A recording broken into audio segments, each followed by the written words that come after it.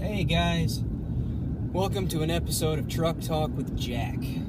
So, I haven't recorded in quite some time or posted anything because I've been really sick to the point where I was basically rendered unable to speak. But I'm back on my feet, I found my voice again, so that means I can start posting and recording again. So today's episode of Truck Talk is going to be another video game review.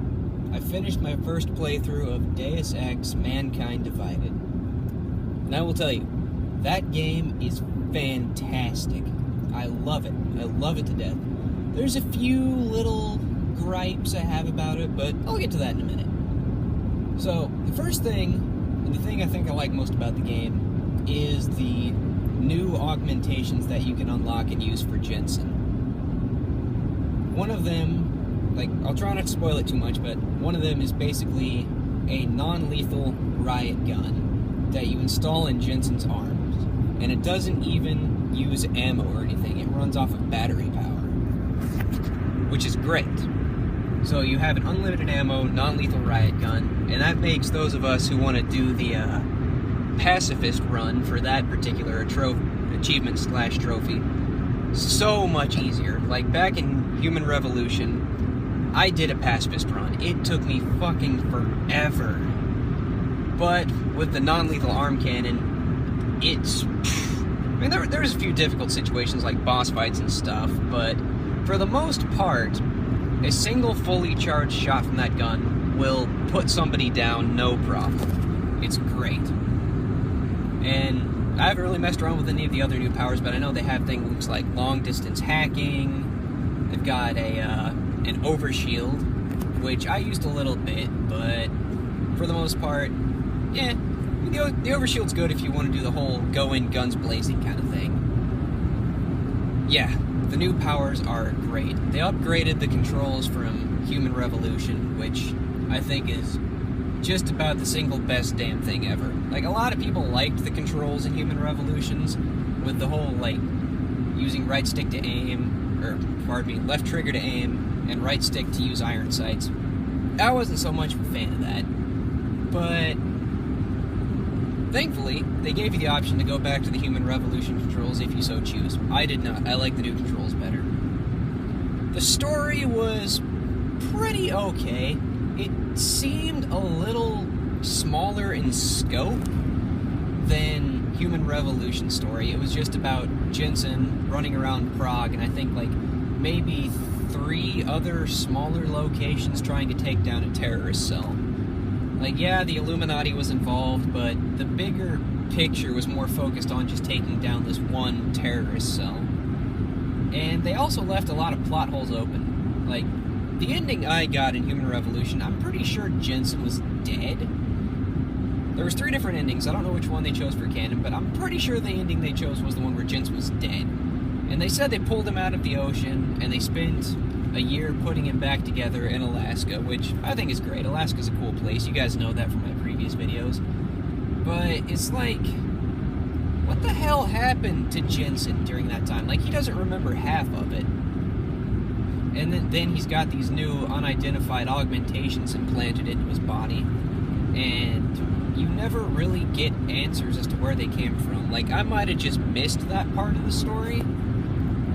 There was a side quest about it. I might have failed. I don't know. The side quest system is, if you progress too much in the story, you lose the chance to do some of those side quests, even though you're already involved in them. I know I missed out on a couple of stuff because I didn't have the right kind of augmentations to use them, or to do the side quests. I was a non-lethal tank. I didn't hack. I didn't stealth. I basically went in there with my Mega Man arm cannon and just flattened everybody and moved on. So there probably was some stuff I missed. I'm going to go back and play through it again with a different playstyle. I might do a sneaky, hacky kind of guy. But as far as I know, once you move on past a certain point of the story, the area of Prague you're in changes. It goes under martial law and you gain some new side quests, but if you hadn't finished other ones, you lose the ability to do so. So I'm hoping there's still answers about what happened to Jensen in some of those side quests, and where his new augmentations came from and stuff. And the story, it was a lot shorter than I was expecting it to be. Like, maybe I just have a flawed perception of the game since I sunk probably a good 60 to 70 hours into Human Revolution before I even finished the story. And this one, spoiler alert, skip this part of the video if you don't want spoilers. You go after this guy named Victor Marchenko, I think his name was. And, like, you know from the second you meet him he was going to be a boss. I was kind of hoping he wasn't, because he was actually a really cool guy. But after the fight with Victor, the story basically just ends. So, like, I'm sitting there, I'm like, oh yeah, you know, I'm going to get to take on Victor. I'm going to put him down lethally, and we're going to find out what the hell's going on. You defeat Victor, and it's like, well, you won. Congratulations. Achievement. I'm like, wait, what? That's it? What? But, shit. Yeah, it was kind of a disappointment. I'm hoping they're going to release some DLC in the future that carries the story along a bit more. I mean, at the end of the story, the Illuminati is still out there. They're still doing their Illuminati thing. You find out one of the characters, who I'm not going to tell you who it is, has been working for them the entire time. And it was just meh. It was like, well, what happens next? This game spent so long in development, and I finished the story inside of like 2 days. I don't know what they're doing. There's obviously going to be another game in the future, and I'm definitely looking forward to that. And there's some other side stuff, like they have this little subsection called Jensen's Stories that are like little self-contained things that you're supposed to complete after the game, which I'm currently doing. They warn you that if you try to play them before you beat the main campaign, there's going to be spoilers. And I think I have one of those unlocked currently, and they're probably going to be releasing more. Hopefully it's free DLC, because I have no job, and I don't really want to pay for small little contained things. Like, I'll pay for, like, a big story expansion if it comes out, but I don't want to pay for, like, little, you know, hour-long session thingamabobs. So, yeah, the game is pretty good. I thoroughly enjoyed it. I want more of it. I really, really do. If I had to slap a score on it,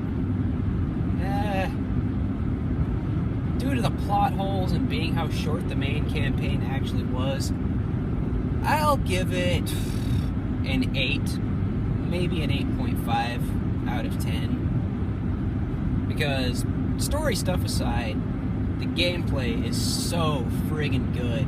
With the customizations you can do to your weapons, all your new augmented abilities, the new takedown animations, it's just really fucking cool. The one gripe I have with the gameplay is you have a battery meter, and your battery meter degrades depending on how often you use certain augmentations, but it will not degrade past a certain point. And I think it's like a quarter of your total battery/mana bar that will always just recharge to the same level. And that's enough to run most of your augmentations off of. Like, it's enough to fire a fully charged shot from your Mega Man arm cannon. So, they give you the ability to upgrade your battery bar, which I have not done because I don't think it upgrades how... It doesn't, as far as I know, affect that set point where your bar will stop degrading.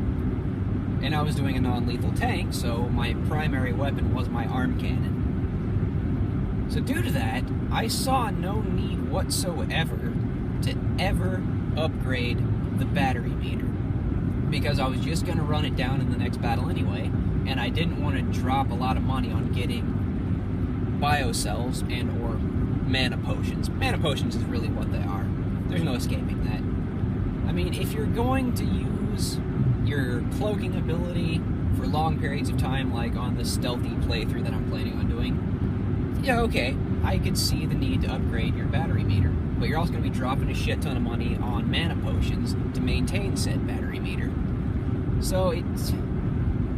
I don't know. I'll go look at it. I'll see if upgrading the battery meter actually affects how much your minimum battery is. And if it is, sure, yeah, I'll upgrade on my next run-through, but if it doesn't, what's really the point? I don't know, I guess that's down to your gameplay style. I like the non-lethal tank. That was my thing from the outset. From the second I played Human Revolution and found out you can do a pacifist run, I did it. and I haven't really changed my style much since then, so it's going to be interesting to see how that will affect my gameplay. So anyway, that's it. 8.5 out of 10. That's my review of Deus Ex, Mankind Divided. Like it, subscribe it. I'll probably talk about the video game again once I've completed my second playthrough. And that'll be it. We'll see you guys later. Bye.